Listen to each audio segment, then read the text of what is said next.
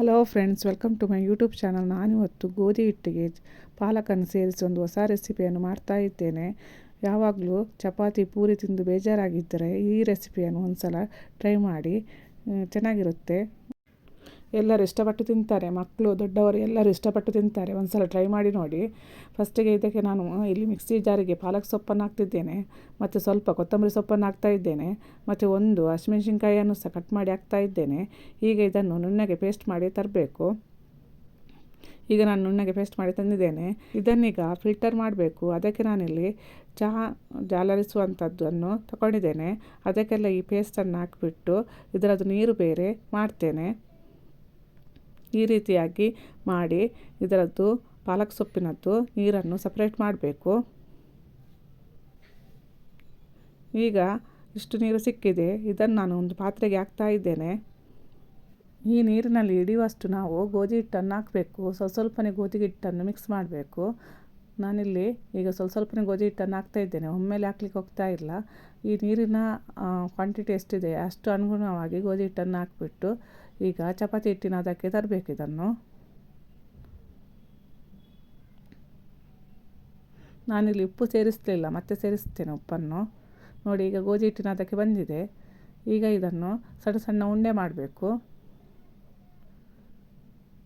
ಈ ರೀತಿಯಾಗಿ ಸಣ್ಣ ಸಣ್ಣ ಉಂಡೆ ಮಾಡಬೇಕು. ಈಗ ಎಲ್ಲವನ್ನು ಸಹ ಈ ರೀತಿಯಾಗಿ ಸಣ್ಣ ಸಣ್ಣ ಉಂಡೆ ಮಾಡಿ ಇಟ್ಕೊಳ್ತಾ ಇದ್ದೇನೆ. ಇಷ್ಟು ಉಂಡೆ ಆಗಿದೆ. ಈಗ ಇದನ್ನು ಚಪಾತಿ ಲಟ್ಟಣಿಗೆಯಲ್ಲಿ ಸ್ವಲ್ಪ ಚಪಾತಿ ಹಿಟ್ಟನ್ನು ಹಾಕಿಬಿಟ್ಟು ನಾವು ಲಟ್ಟಿಸಬೇಕು. ಇದನ್ನೀಗ ನಾವು ತೆಳ್ಳಗೆ ಲಟ್ಟಿಸಬೇಕು, ಮತ್ತು ಪೂರಿಯಾಗಿ ರೌಂಡ್ ಶೇಪ್ ಮಾಡಬಾರ್ದು. ಇದನ್ನು ಓವಲ್ ಶೇಪಲ್ಲಿ ಉದ್ದಕ್ಕೆ ಲಟ್ಟಿಸಬೇಕು. ನೋಡಿ, ಈಗ ನಾನು ಲಟ್ಟಿಸಿ ತೋರಿಸ್ತಿದ್ದೇನೆ ಹೇಗೆ ಲಟ್ಟಿಸ್ಬೇಕಂತ ಹೇಳಿಬಿಟ್ಟು. ಈ ರೀತಿಯಾಗಿ ಉದ್ದಕ್ಕೆ ಲಟ್ಟಿಸಬೇಕು, ಮತ್ತು ತೆಳ್ಳಗೆ ಲಟ್ಟಿಸಬೇಕು, ದಪ್ಪ ಲಟ್ಟಿಸಬಾರ್ದು.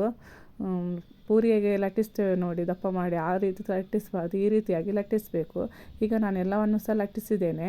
ಈಗ ಇದನ್ನು ಒಂದನ್ನು ತಗೊಂಡು ನಾನೀಗ ಈ ರೀತಿಯಾಗಿ ರೋಲ್ ಮಾಡಬೇಕು. ಇದನ್ನು ನೋಡಿ, ಈ ರೀತಿಯಾಗಿ ನಿಧಾನಕ್ಕೆ ರೋಲ್ ಮಾಡಬೇಕು. ಇದೀಗಾಗಿದೆ ನೋಡಿ, ಈ ರೀತಿಯಾಗಿ ಮಾಡಬೇಕು. ಎಲ್ಲವನ್ನು ಸಹ ಹಾಗೆ ಮಾಡಬೇಕು. ನಾನು ಇನ್ನೊಂದನ್ನು ಸಹ ಮಾಡಿ ತೋರಿಸ್ತಾ ಇದ್ದೇನೆ. ಈ ರೀತಿಯಾಗಿ ನಿಧಾನಕ್ಕೆ ರೋಲ್ ಮಾಡಬೇಕು. ನೋಡಿ, ಇದು ಈಗ ಆಗಿದೆ. ಈ ರೀತಿಯಾಗಿ ಎಲ್ಲವನ್ನು ಸಹ ರೋಲ್ ಮಾಡಿ ಇಟ್ಕೊಂಡಿದ್ದೇನೆ ನಾನು. ಈಗ ಇಲ್ಲಿ ಒಂದು ಪಾತ್ರೆಯಲ್ಲಿ ನಾನು ಬಿಸಿ ನೀರನ್ನು ಇಟ್ಟಿದ್ದೇನೆ ಕುದಿಲಿಕ್ಕೆ.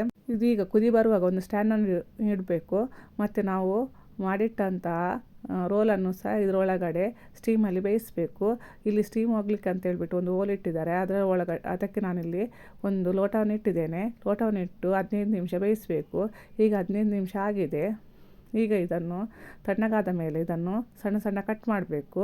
ಈ ರೀತಿಯಾಗಿ ನೋಡಿ, ನಾನೀಗ ಎಲ್ಲವನ್ನು ಸಹ ಸಣ್ಣ ಸಣ್ಣಾಗಿ ಕಟ್ ಮಾಡಿ ಇಟ್ಕೊಂಡಿದ್ದೇನೆ. ಈಗ ಒಂದು ಪಾತ್ರೆ ತಗೊಳ್ಬೇಕು. ಅದಕ್ಕೆ ನಾನು ಸ್ವಲ್ಪ ಎಣ್ಣೆ ಹಾಕ್ತಿದ್ದೇನೆ ಇಲ್ಲಿ. ಈಗ 1-2 ಈರುಳ್ಳಿ ಸ್ಲೈಸ್ ಮಾಡಿದ್ದು ಹಾಕಬೇಕು. ಇದನ್ನೀಗ ಚೆನ್ನಾಗಿ ಫ್ರೈ ಮಾಡಬೇಕು. ಈಗ ಈರುಳ್ಳಿ ಬೇಗ ಫ್ರೈ ಆಗಲಿ ಅಂತ ಹೇಳ್ಬಿಟ್ಟು ಉಪ್ಪು ಹಾಕ್ತಾ ಇದ್ದೇನೆ. ಉಪ್ಪು ಹಾಕ್ಬಿಟ್ಟು ಚೆನ್ನಾಗಿ ಫ್ರೈ ಮಾಡಬೇಕು. ಈಗ ಇದಕ್ಕೆ ನಾನು ಸಣ್ಣಗೆ ಕಟ್ ಮಾಡಿದಂಥ ಶುಂಠಿ ಮತ್ತು ಬೆಳ್ಳುಳ್ಳಿಯನ್ನು ಹಾಕ್ತಾ ಇದ್ದೇನೆ. ಅದನ್ನು ಸಹ ಫ್ರೈ ಮಾಡಬೇಕು. ಈಗ ಇದಕ್ಕೆ 1-2 ಹಸಿಮೆಣಸಿನ್ಕಾಯಿಯನ್ನು ಹಾಕಿದ್ದೇನೆ, ಸಣ್ಣಗೆ ಕಟ್ ಮಾಡಿದಂಥದ್ದು, ಮತ್ತು ಕ್ಯಾಪ್ಸಿಕಮ್ ಹಾಕಿದ್ದೇನೆ, ಸಣ್ಣಗೆ ಕಟ್ ಮಾಡಿದ್ದು. ನೆಕ್ಸ್ಟ್ ಇದಕ್ಕೆ ನಾನಿಲ್ಲಿ ಬೀನ್ಸ್ ಹಾಕಿದ್ದೇನೆ, ಸಣ್ಣಗೆ ಕಟ್ ಮಾಡಿದ್ದು. ನೆಕ್ಸ್ಟ್ ಇದಕ್ಕೆ ನಾನಿಲ್ಲಿ ಕ್ಯಾರೆಟ್ ಹಾಕಿದ್ದೇನೆ, ಉದ್ದದ್ದಾಗಿ ಸ್ಲೈಸ್ ಆಗಿ ಕಟ್ ಮಾಡಿದಂಥದ್ದು.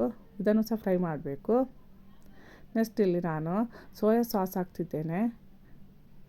ನೆಕ್ಸ್ಟ್ ಇದಕ್ಕೆ ನಾನು ಗ್ರೀನ್ ಚಿಲ್ಲಿ ಸಾಸನ್ನು ಸಹ ಹಾಕ್ತಾ ಇದ್ದೇನೆ, ಮತ್ತು ಇದಕ್ಕೆ ಟೊಮೆಟೊ ಕೆಚಪನ್ನು ಸಹ ಹಾಕ್ತಾ ಇದ್ದೇನೆ. ಎಲ್ಲವನ್ನು ಸಹ 1 ಸ್ಪೂನ್ ಹಾಕಬೇಕು, ಮತ್ತು 1 ಸ್ಪೂನಿನಷ್ಟು ವಿನಿಗರ್ ಹಾಕಬೇಕು. ಹೀಗೆ ಎಲ್ಲವನ್ನು ಸಹ ಫ್ರೈ ಮಾಡಬೇಕು. ಈಗ ಇದಕ್ಕೆ ನಾವು ಮೊದಲೇ ಮಾಡಿಟ್ಟಂತಹ ಚಪಾತಿ ರೋಲ್ಸ್ ಏನಿದೆಯಾ ಅದನ್ನು ಹಾಕಬೇಕು. ಹಾಕಿ ಚೆನ್ನಾಗಿ ಫ್ರೈ ಮಾಡಬೇಕು. ಈಗ ಇದಕ್ಕೆ ನಾನು ಕೊತ್ತಂಬರಿ ಸೊಪ್ಪನ್ನು ಹಾಕ್ತಾ ಇದ್ದೇನೆ. ಆ ಕೊತ್ತಂಬರಿ ಸೊಪ್ಪನ್ನು ಸಹ ಹಾಕಿಬಿಟ್ಟು ಚೆನ್ನಾಗಿ ಫ್ರೈ ಮಾಡಬೇಕು. ಹೀಗೆ ಇದು ಆಗಿದೆ. ಹೊಸ ರೆಸಿಪಿ ರೆಡಿಯಾಗಿದೆ. ಚೆನ್ನಾಗಿರುತ್ತೆ, ಒಂದು ಸಲ ಟ್ರೈ ಮಾಡಿ ನೋಡಿ. ಎಲ್ಲರೂ ಇಷ್ಟಪಟ್ಟು ತಿಂತಾರೆ. ಈ ಸಂಜೆ ಸ್ನ್ಯಾಕ್ಸಿಗೆ ಅಥವಾ ಬೆಳಗ್ಗೆ ತಿಂಡಿಗೆಲ್ಲ ಮಾಡ್ಬೋದು. ಒಂದು ಸಲ ಟ್ರೈ ಮಾಡಿ ನೋಡಿ. Thank you.